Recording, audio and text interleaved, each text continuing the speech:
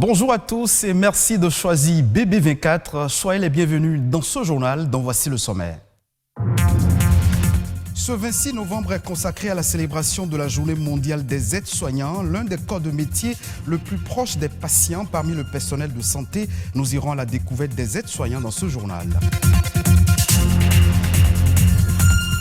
Le phénomène des enfants des rues est une préoccupation pour de nombreux pays africains. Le Bénin n'est pas épargné par cette problématique des enfants qui sont contraints de vivre dans la rue, dans la précarité et la violence. On en parle dans le 12h45. Nous sommes en fin d'année avec déjà au compteur plusieurs cas d'accidents de la route. La sensibilisation est l'arme la plus efficace pour lutter contre ces accidents, pense plus d'un.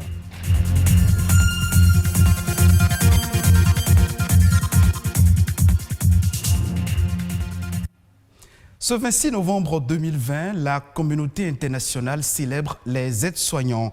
Au Bénin, dans les hôpitaux, cliniques et cabinets médicaux, ils sont reconnus par la couleur bleue de leur tenue. Maillon essentiel de la chaîne du soin, les aides-soignants assistent le personnel de santé et assurent aussi la propreté des plateaux techniques. Nous avons fait une incursion dans l'univers de ces agents de soins à l'hôpital de la Mère et de l'Enfant Lagune, au MEL de Cotonou. Zoom sur le métier d'aide-soignant dans ce journal. Au service social de l'hôpital de la Mère et de l'Enfant Lagune, Dame Laetitia est aide-soignante. 27 ans déjà qu'elle exerce ce métier. Dans les cabinets, on fait un peu de tout. On fait les soins, même les accouchements, on les fait. On aide les soignants. Seulement dans les centres de référence, les structures de l'État, on n'a pas habilité à faire des soins ni les accouchements. Au CHU MEL de Cotonou, son travail est d'assurer le nettoyage et la propreté de toutes les unités de soins. Dès qu'on finit quelque part, au bloc, à la salle d'accouchement, si on doit nettoyer, c'est eux. Parce que les microbes aiment bien la saleté. Ce sont eux qui constituent ce groupe d'agents qui assurent vraiment la propreté des lieux. Après une formation de 3 ans dans une clinique ou un cabinet médical, les aides-soignantes sont aussi assermentées à accueillir et écouter les femmes enceintes afin de les orienter vers la sage-femme. J'aide les médecins et les sages-femmes dans leurs tâches en cherchant les dossiers pour les femmes enceintes et les femmes non enceintes. Si on finit de travailler, on les reclasse encore à leur place. Si dans certains centres de santé, les aides-soignants ont pour rôle d'aider les patients qui sont dans l'incapacité d'assumer seuls leurs besoins primaires, dans d'autres établissements de santé, les aides-soignants assistent les médecins et sages-femmes dans tous les services de soins. Quand ils sont à la prénatale, on leur dit ce qu'ils doivent faire à la prénatale. S'ils sont aux urgences, on leur dit ce qu'ils doivent faire là-bas. S'ils sont en hospice, on doit leur dire. Mais c'est des gens qui comprennent très vite. Mais il y en a qui sont dans des unités spécifiques comme le bloc. Et comme le bloc a une couleur spécifique, on peut retrouver un aide-soignant qui ne porte pas le bleu là-bas, mais le vert. Au CHU MEL de Cotonou, il n'y a pas que les aides-soignants qui portent la blouse médicale de couleur bleue. Il y a aussi les agents d'entretien. La différence qu'il y a entre aide-soignant et l'agent d'entretien, c'est que l'agent d'entretien, c'est un agent de la cour et qui s'occupe des bureaux. Or, l'aide-soignant, lui, il travaille dans des salles d'accouchement, il fait l'entretien dans la salle d'accouchement, aux salles opératoires. Donc celui qui n'est pas dans les salles, qui est hors des salles, est agent d'entretien. Travaillant le plus souvent dans une équipe pluriprofessionnelle en milieu hospitalier, l'aide-soignant participe dans la mesure de ses compétences et dans le cadre de sa formation à être le plus proche des patients. Au Bénin, le métier d'aide-soignant attire chaque année de nombreux jeunes passionnés par le monde de la santé. Aujourd'hui, la Journée internationale des enfants de la rue est également célébrée dans le monde entier. Depuis 2012, date de sa première commémoration, cette journée vise non seulement à sensibiliser et à attirer l'attention de la population et des autorités nationales sur le phénomène des enfants des rues. Au Bénin, de nombreux enfants et jeunes sont contraints de vivre dans la rue, dans la précarité et la violence. Aujourd'hui, plus que jamais, il est important d'apporter un soutien aux enfants de la rue. Plus de précision dans cet élément. Dans tous les coins du monde entier, des millions d'enfants vivent et travaillent dans la rue. Nombre d'entre eux sont abandonnés ou orphelins. Ces âmes innocentes sont livrées à elles-mêmes. Très peu ont accès à l'éducation. Souvent, ils sont obligés de mendier afin de pouvoir manger. La rue est l'endroit qui les accueille une fois la nuit tombée. Ils dorment à la belle étoile. Vulnérables, ces enfants sont victimes des aléas du froid, de la pluie et de la faim. Fréquemment, ils vivent dans les décharges publiques, les gares ou sous les ponts des grandes villes du monde. Les enfants en situation de rue, aussi appelés enfants des rues, sont regroupés en 3 catégories. Il y a les enfants qui errent dans la rue en journée et rentrent dormir en famille le soir. Aussi, y a-t-il les enfants qui vivent en permanence dans la rue, de jour comme de nuit. Ils n'ont aucun contact avec leur famille. Il en existe qui fuient leur maison pour une maltraitance quelconque en milieu familial. Marginalisés, les enfants en situation de rue subissent l'incompréhension et l'animosité de la population. Cela renforce leur vulnérabilité et s'ajoute aux violences dont ils sont objets au quotidien. Les enfants de la rue sont vulnérables à la violence, à l'exploitation, à la toxicomanie, au VIH-Sida et à d'autres risques graves pour la santé, susceptibles de mettre en péril leur vie. Les causes du phénomène enfants de la rue sont parfois la dislocation des foyers, la pauvreté, la guerre, l'irresponsabilité des parents, la polygamie. Ce 26 novembre, chaque personne est appelée à réfléchir sur la vie des enfants de la rue et à poser des actes concrets pour un monde sans enfants abandonnés.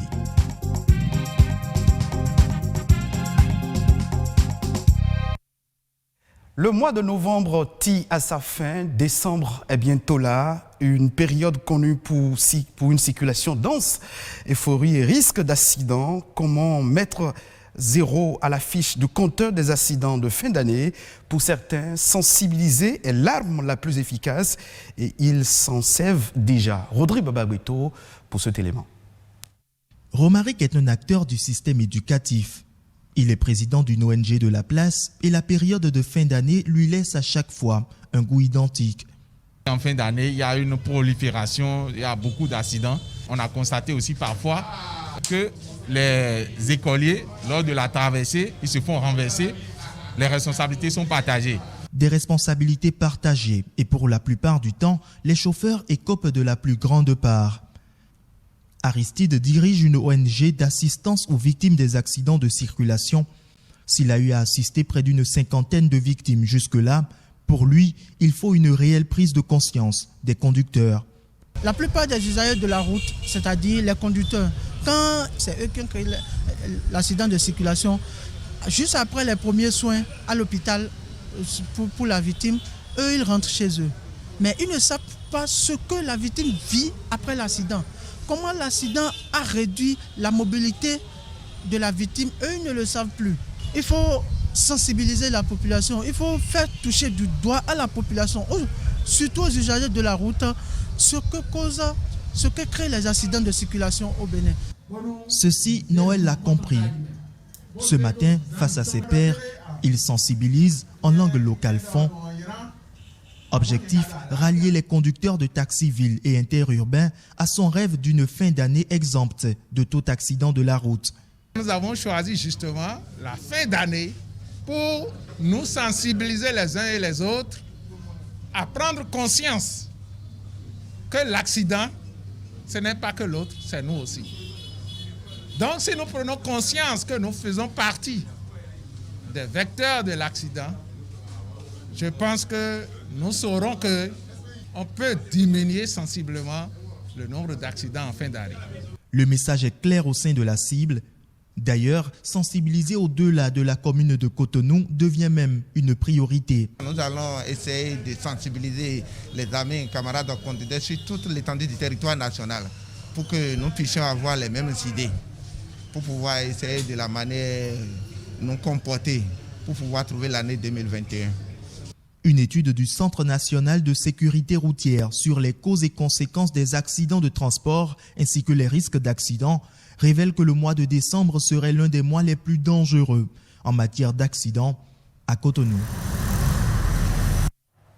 On parle à présent de l'esclavage. Selon les historiens, cette pratique a eu d'énormes impacts sur le continent africain. Doji Kossi Missirou est enseignant d'histoire à l'université d'Abomey-Calavi. Il nous parle ici des conséquences du phénomène sur l'Afrique. Les royaumes africains qui se sont impliqués dans cette traite ont privilégié tellement ce commerce que les activités économiques traditionnelles ont été laissées en rade, je ne dirais pas abandonnées, mais la traite négrière occupait la quasi-totalité de l'économie du Dahomey, par exemple.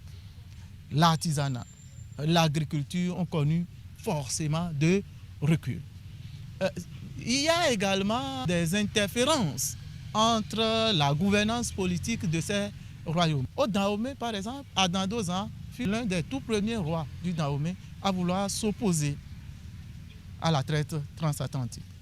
Il a trouvé en face de lui une opposition virulente au sein de la hiérarchie royale. Une des principales personnalités de la hiérarchie royale qui a pris la tête de la fronde, c'est la mère du futur roi Gezo. Alors qu'est-ce que Adandozan va faire?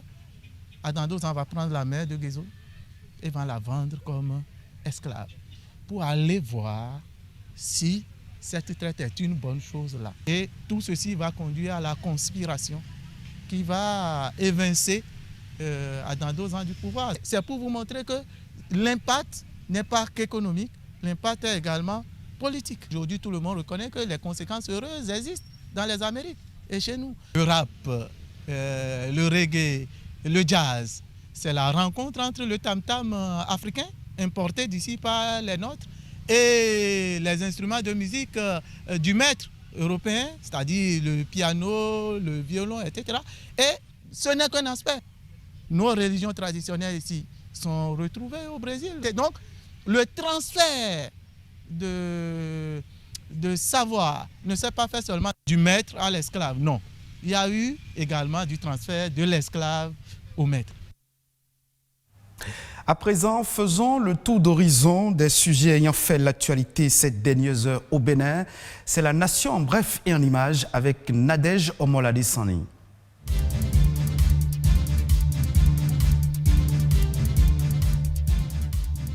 Les dates des examens de licence et de master sont désormais connues. La phase écrite de l'examen de licence est fixée au 21 décembre 2020 et celle de master au 26 janvier 2021. Les activités des examens nationaux de licence et de master 2020 démarrent quant à elles le 26 novembre prochain par les inscriptions. Bientôt, la fixation des plaques d'immatriculation ne souffrira plus d'aucun retard. C'est ce qu'on peut retenir du communiqué rendu public ce 23 novembre 2020 par le directeur de l'Agence nationale des transports terrestres. Selon Rodrigue Michoadou, le retard observé est indépendant de la volonté de l'agence et les dispositions sont en cours en vue de donner satisfaction à la clientèle dans un meilleur délai. Prévu initialement pour se tenir les 28 et 29 novembre, les épreuves écrites du concours de recrutement des auditeurs de justice est reportée à une date ultérieure. D'après un communiqué du ministre du Travail et de la Fonction publique, la nouvelle date sera publiée sur le site web du ministère et dans les directions départementales du ministère de la Fonction publique.